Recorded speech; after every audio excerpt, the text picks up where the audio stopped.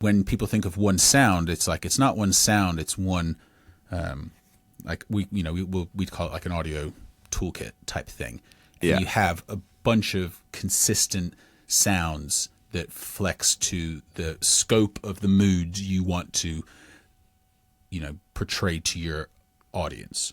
And I think that is why it's, from my mind, to come back to if it's a yes or a no, I think it's a huge yes that it's a misconception based on the limited assets that a lot of brands may have been given or think they would be given by a creative music agency such as ourselves creating a sonic branding strategy for them.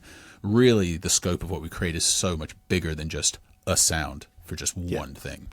And I think that is reflected in the way that people see visuals. I think if you stuck to the same one color and the same one font for your entire journey of a brand, in some aspects, I think that's crucial. And I think that's the same in sound.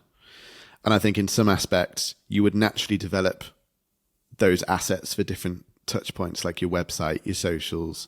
They have them, don't they? Your podcast. Exactly. They have, when people do your branding, it's sort of in the guidelines, but it's all the different mock-ups. You've got, like we have it, we've got our logo with purple background, green background, black and white, with the dot in purple, the dot in green sort of thing. So it's like it's all consistent, but there is variety there. And I suppose I think I like your analogy there in terms of the comparison. I think the comparison makes it feel easy to digest in terms of like, right, okay, if we were starting something else, we would be looking into some kind of unique visual that's still on form, still on brand for that specific thing. You'd go through a process. And I'd love to leave anybody listening to this podcast with the thought of, have you asked that same question with your sound? How could it develop? How could it be unique to that touch point? But of course, you all know that it needs to stay on brand. I think that's a really healthy conclusion for the misconception as to whether or not you should choose one piece of music and stick with it forever. I think deep down, everybody knows whether they should and shouldn't. And that awareness is key.